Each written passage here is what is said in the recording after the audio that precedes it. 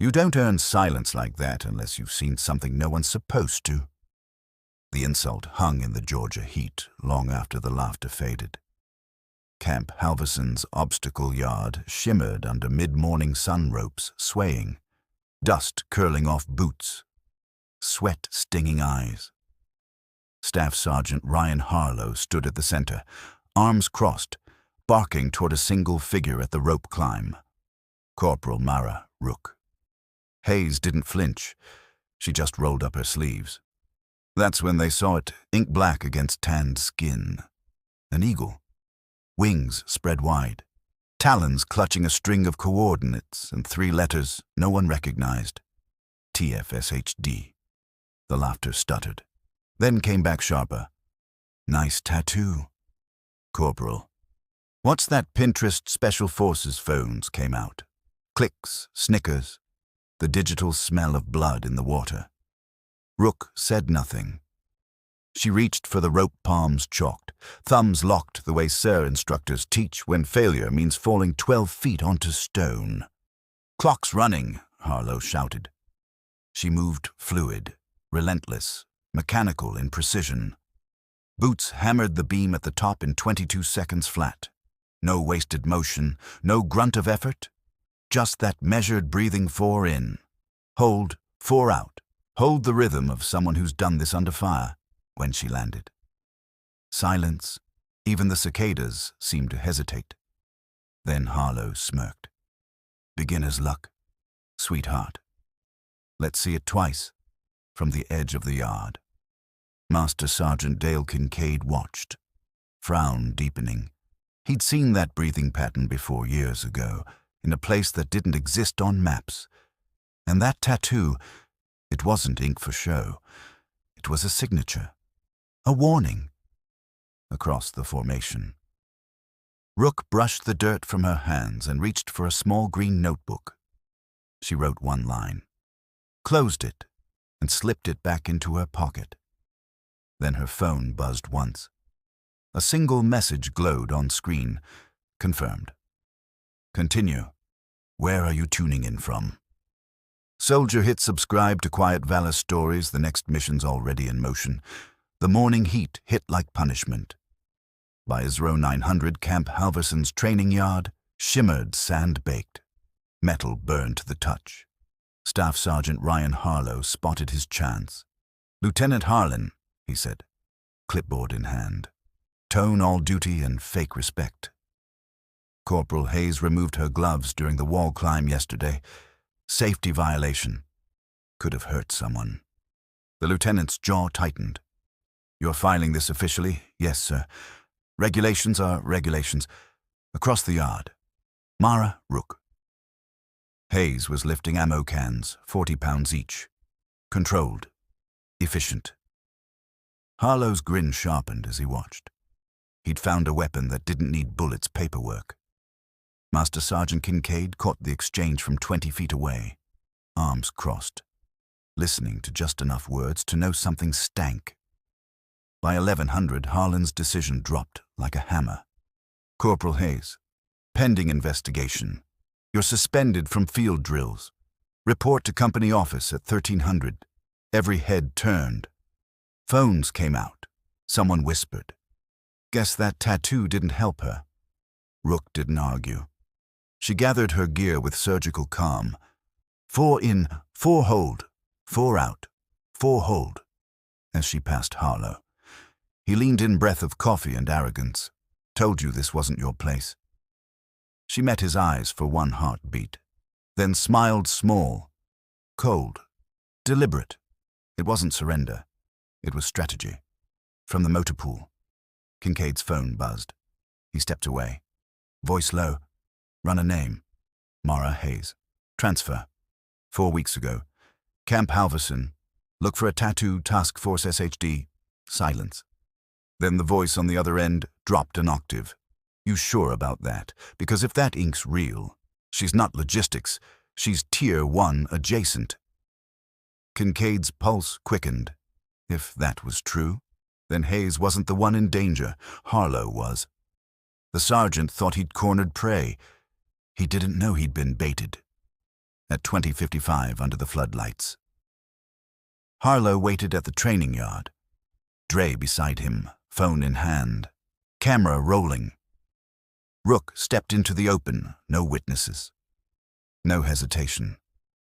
"Glad you could make it," Harlow said, voice slick with triumph. Rook's reply was soft. "You sure you're ready for what happens next?"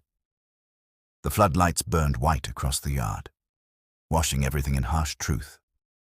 Staff Sergeant Harlow stood center stage, boots planted, grin carved deep. Beside him, PFC Milo Dre raised his phone like a weapon. Two silhouettes emerged from the shadows near the rope climb back up. Insurance. Rook stopped 15 feet away. No fear, no retreat, just that calm, surgical stillness that made predators nervous. "You've been asking too many questions," Harlow said, "making people nervous. We can't have that." Rook's reply was soft. "Then you should have stayed quiet." He smirked, flashing the screen toward her dozens of images. Screenshots, inventory logs, serial numbers. "Recognize these. We kept records. Every transaction, every piece of gear that walked off this base." He stepped closer, voice dropping to a whisper meant to wound. "Here's how this goes. Tomorrow, you request a transfer. You disappear, or we bury you in reports." Rook's eyes flicked from the phone to his face. "I'm not the one who's disappearing," she said. Dre laughed nervously. "You think that tattoo scares us?" "It's not supposed to," she said. "It's supposed to warn you." That froze Harlow, just a heartbeat, but enough. The quiet between them felt loaded, electric like the air before detonation. Kincaid's voice broke through the base comms in the distance, shouting for Harlow, a call from command. Harlow ignored it. His hand twitched toward his belt. Not a gun. His phone recording, building his version of truth. "You don't even know who you're messing with." "Corporal." "Yes," Rook said quietly. "I do." Her phone vibrated once, a soft tone. "Encrypted." Kincaid's text, "Get clear. They're coming." Rook's muscles tensed. She took one step back, and that's when the headlights flared across the yard. 2 MP trucks, engines growling, tires chewing gravel. Floodlights cut the night to ribbons. Military police hands where I can see them. Harlow's head snapped toward the sound. What the Dre bolted. One of the others followed. Rook didn't move. MPs fanned out, rifles ready. Kincaid stepped from the convoy, expression grim.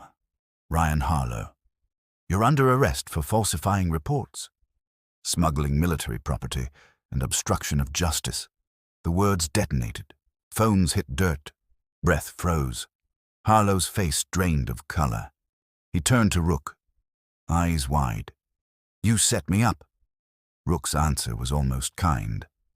"No. Sergeant, you set yourself up. I just let you talk." As the MPs closed in, Harlow's fury broke through panic. "You don't know what you've started," he shouted. "You think this ends with me." Rook met his gaze, steady and cold. "I know exactly where it ends." A sharp, metallic click. One of the MPs froze, eyes widening. "Sir, this locker's wired." The words hit like a round through glass.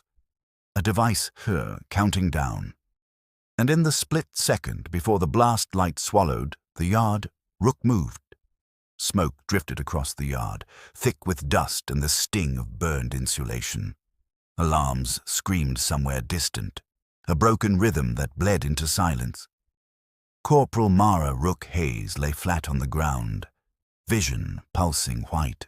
Her ears rang with the sound of nothing, then slowly, the world returned. Boots pounding, radios crackling, someone shouting her name.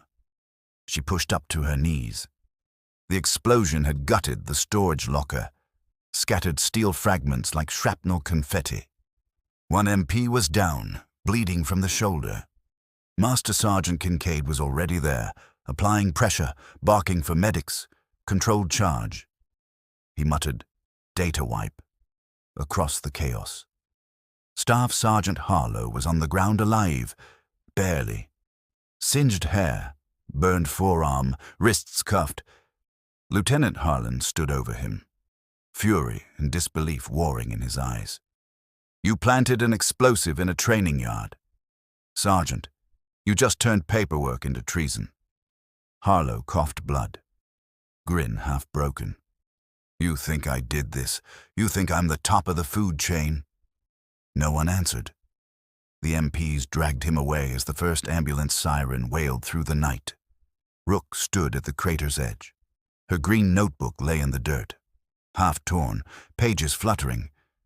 She picked it up, only 2 words legible under the soot. Phase 2. Harlan noticed.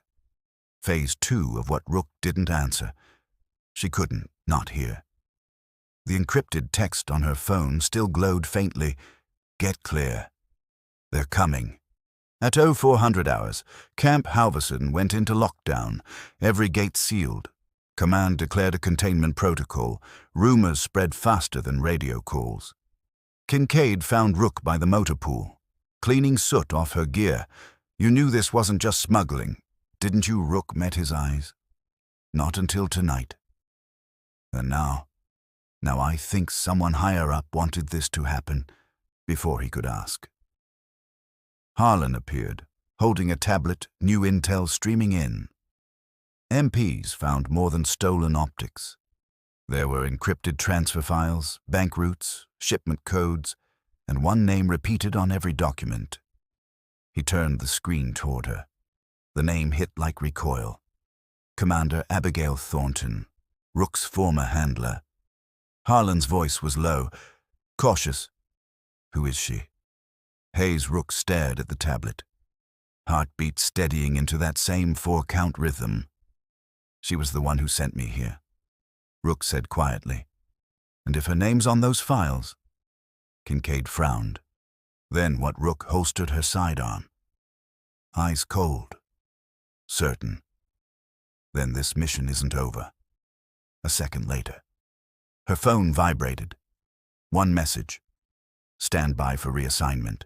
Phase 2, authorized." The text was signed A. Thornton. The explosion tore the night apart.